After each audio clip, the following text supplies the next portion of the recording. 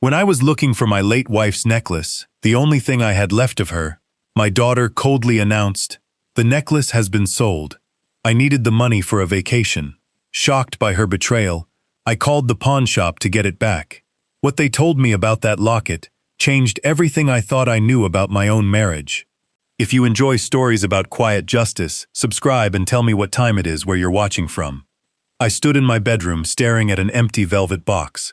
The cream satin inside held nothing but the ghost of what should have been there. Eleanor's necklace, the gold chain with the heart locket she'd worn every day for 40 years. Gone. Downstairs, my daughter Jennifer barked orders about breakfast. Her husband Michael's laughter rolled in over a sports broadcast. My granddaughter Amber complained on the phone about being stuck in boring Phoenix instead of California. Today was Eleanor's birthday, 3 years since she'd passed, and I'd wanted one quiet morning with the one piece of her I had left.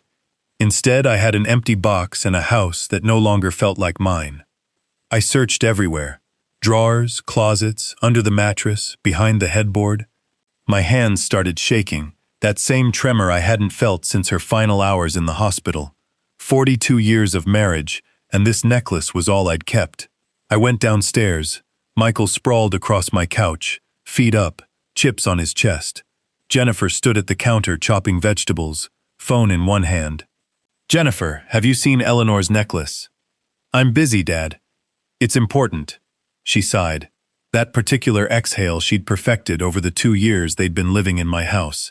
"No one wants your old stuff. It was your mother's." "Then you should have been more careful with it," she said, and went back to chopping. Something cold settled in my chest. "Jennifer, please, I need to know." She set the knife down and looked at me with eyes that hadn't held warmth in years. "Fine, I sold it. Desert Gold Pawn on Thomas Road. We needed $800 for Hawaii. You said no, so I found another way." From the couch, Michael added, without even sitting up, "It was just sitting there, Wilbur. Eleanor's gone. Dead people don't need jewelry." On the stairs, Amber laughed. "Grandpa, you're being dramatic. It's just a necklace, circle of life or whatever." I looked at these 3 people, my daughter, her husband, their daughter, standing in the house Eleanor and I bought in 1985, and I understood, maybe for the first time fully, what they actually thought of me. I walked to my room, closed the door, and sat with the empty box in my lap. My hands had stopped shaking. Something else had replaced the panic. A settling, a clarity. They'd sold Eleanor's necklace for a vacation, and none of them saw anything wrong with it. I picked up my phone and searched for pawn shops in Phoenix. I called 6 of them. On the 6th, a man named Harold answered. Desert Gold Pawn. Yes, he had it. Yes, it had been sold to him yesterday by a woman matching Jennifer's description. Then he said something that stopped me cold. "Sir, when I was examining the piece, the locket opened. There was a note inside. Bank numbers, it looks like. 40 years, and I never knew that locket opened. Eleanor wore it against her skin every day of our marriage and never told me. I need to buy it back," I said. "Fair value's around $1,200. I'll pay it. I'll come today." I drove downtown. Desert Gold Pawn sat between a nail salon and a tax office. Bars on the windows, but a clean, tidy shop. Harold was a small man in his 50s with reading glasses, and he unwrapped Eleanor's necklace from soft cloth like it was something sacred. I paid him $1,200 in cash. He handed me a small envelope. "The note. I kept it safe for you." Then, gently, "Take care of it this time." 3 blocks away, I had to pull over. My hands shook again, but this time it was relief. I found the tiny clasp on the heart, so small I'd never noticed it in 4 decades, and pressed it. The locket sprang open. Inside, rolled tight, a scrap of paper the size of my pinky nail. Eleanor's handwriting, microscopic. Bank of Arizona, Box 4782. A safety deposit box. My wife had a safety deposit box she never told me about. I didn't sleep that night. In the morning, I put on my good clothes and drove to the bank downtown. I showed them Eleanor's death certificate and my ID, and I learned the box had last been opened in 2019, 3 years before she got sick, before either of us knew what was coming. They walked me into the vault, handed me the box, and left me alone in a small windowless room.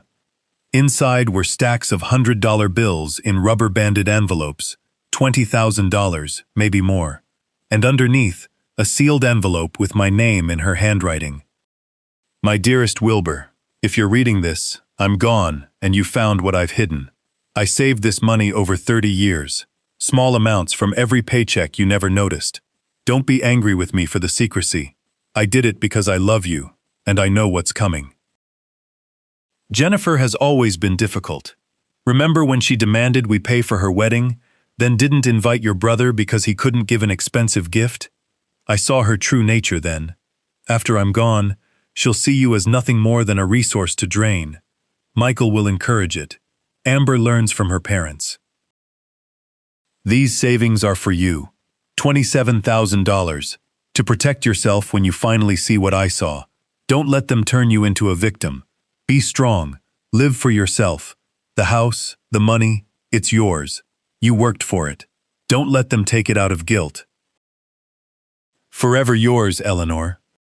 I sat in that small room and read it 3 times. Eleanor had seen everything I'd refused to see, and she'd prepared for this moment years before either of us knew she was dying. I folded the letter, put it over my heart, and walked out with a plan already forming. That night, at my desk, I picked up a legal pad and wrote at the top, "Actions taken." My engineering training came back to me. Identify the problem, gather data, execute systematically. Over the following days, I documented everything. Michael's boots and beer cans cluttering the living room. Amber's makeup covering every inch of the bathroom counter. Jennifer's clothes filling the guest room that used to be Eleanor's craft room. Receipts for groceries and utilities I'd paid alone for 3 years, never once reimbursed. I pulled the house deed, my name only, paid off in 2018. I installed a hidden camera disguised as a smoke detector, well within my legal rights as a single consent state. Within days, I had footage worth more than I expected. Jennifer, on the phone. "I can't believe he spent $1,200 on that necklace. That's our money." Michael, from the couch. "When this house is ours, first thing I'm doing is remodeling. How many years he got left, really?" Amber, to a friend on the stairs. "I'll be glad when this house is ours, and we don't have to deal with his drama." I pulled 3 years of bank statements and built a spreadsheet of every loan I'd given Michael. Car repairs, dental bills, an investment opportunity, $18,500. Repayment column, 0. I found Jennifer's credit card statement mixed in with my mail. The Hawaii trip alone had cost over $4,000, funded partly by Eleanor's necklace. I called an elder law attorney. Patricia Morrison reviewed my folder. Photos, videos, financial records, property documents, for 20 minutes without saying a word. Then she looked up. "This documentation is excellent." She explained that under Arizona law, my family were tenants at will. I could set formal rental terms, and if they refused, we had grounds for eviction. "They're your family," she said. "You're certain you want to do this?" "My wife warned me this would happen," I told her. "I should have listened sooner." I signed the retainer. A week later, Patricia had drafted a rental agreement, $1,500 a month, half of utilities, well below market rate, 30 days notice to comply or leave. A notary served it formally at my door. Jennifer read it and went white with rage. "This house belongs to us," she said. "This house belongs to me," I answered. "The deed's in my name. You're tenants." Michael grabbed the papers, his face reddening. "You're not thinking clearly, old man. Maybe you need a doctor to evaluate your mental state. We'll see what a judge says," I said, and walked away. What followed was a campaign. Jennifer alternated between fury and manufactured tears at my door, clutching tissues, telling me the stress was giving her chest pains. Eleanor's letter had already inoculated me against it. Michael turned to intimidation, blocking hallways, standing too close, once shoving me hard enough that I stumbled against the kitchen counter. "Careful, old man. Accidents happen at your age." The camera caught every second of it. Jennifer tried to access my bank accounts twice, once claiming she had power of attorney. The bank flagged both attempts as fraud and sent me the documentation. I found my mail, including a letter from Patricia, hidden in a kitchen drawer, opened. Federal mail tampering. Amber, meanwhile, posted online about her confused grandfather having an episode, and I watched neighbors who'd known me for years start looking at me with pity instead of understanding. I sent everything to Patricia. Her response, "This changes everything. We're not waiting 30 days. She filed for emergency eviction based on assault and financial exploitation. The hearing was set for 2 weeks out. I also visited my bank and had Jennifer permanently removed from any account access. I met with an estate attorney and rewrote my will. Nothing to Jennifer. Everything split between 3 charities that had actually done good in the world." At the emergency hearing, Judge Margaret Stone reviewed the video of Michael pushing me, the financial spreadsheet, my medical records showing stress-elevated blood pressure. She issued a temporary restraining order requiring Michael to keep 10 feet of distance from me inside my own house. The full eviction hearing was scheduled for 2 months later. They still refused to pay rent. They ignored every notice. So I made a decision that even surprised Patricia. I decided to sell the house out from under the fight entirely. A realtor walked through, photographed every room while Jennifer watched with mounting horror, and within a week, a red and white for sale sign stood in my front yard. Jennifer tried to enlist neighbors as witnesses to her caretaking. Every one of them politely declined. They'd seen nothing but a family living off an old man for 3 years. A young couple, Sarah and Marcus Chen, made an offer within days. I accepted immediately, prioritizing speed over the extra few $1,000s. Closing was set for August 15th. On July 2nd, I put on the dark suit I'd worn to Eleanor's funeral and walked into court. Patricia laid out everything: the assault footage, the $18,000 unpaid loans, the medical records, the mail tampering. Jennifer's attorney tried to frame it as a misunderstanding between family. Judge Stone wasn't moved. "Miss Thompson, you were given reasonable terms. You refused. You were given multiple chances to leave voluntarily. You refused." She granted the eviction. 30 days, or the sheriff would remove them. In the courthouse hallway, Jennifer begged me to reconsider. "We're your family," she said. "You had 3 years after your mother died to act like family," I told her. "You chose to act like parasites instead." On July 19th, a rental truck pulled into the driveway. I stayed in my room and listened to them leave, furniture scraping, boxes thudding, Amber complaining about the heavy lifting. When the truck finally pulled away, the house went quiet for the first time in 3 years.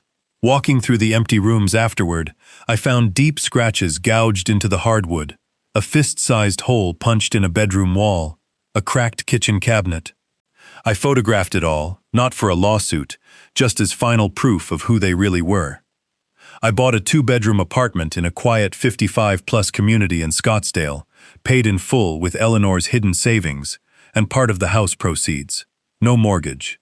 I turned the 2nd bedroom into a woodworking shop and built a dovetailed oak shadow box for Eleanor's necklace, hanging it on my living room wall in a place of honor. Visible now, not hidden, not armor anymore, just honored. Jennifer called repeatedly. I let it go to voicemail, then blocked her, then blocked Michael, then Amber, then changed my number entirely and gave it only to Patricia, my doctor, and building security. She showed up at my door once, begging through the wood that they'd made mistakes, that they were struggling. A neighbor threatened to call security before she finally left. Weeks later, Patricia called with 2 more updates. Jennifer had attempted to file for guardianship, claiming I was mentally incompetent. A court-ordered evaluation found me cognitively sharp and fully competent. The petition was dismissed outright, and Jennifer's attorney had sent a letter requesting family mediation, a thin attempt at reconciliation that was really about the inheritance she now knew she'd never see. I told Patricia to decline. The matter was closed. On August 28th, 3 years exactly since Eleanor's death, I woke early in my new apartment and made coffee just for myself. I took the necklace down, held it, opened the empty locket where her note had once been hidden, and sat with her letter one more time. "Be strong. Live for yourself." "I did it, Eleanor," I said to the quiet room. "I'm free." That afternoon, I met an old friend from my engineering days for coffee, someone I'd lost touch with during the years my daughter's family consumed my life. We talked for 2 hours and made plans to play chess the following week. That evening, in my workshop, I finished another oak box, running my hand over the smooth, precise joints. I wasn't building it for anyone in particular. I was just building it, in my own time, for my own reasons. I hung Eleanor's necklace back in its place on the wall, watched it catch the last light through the window, and turned toward my kitchen to make dinner, just for myself. Exactly enough.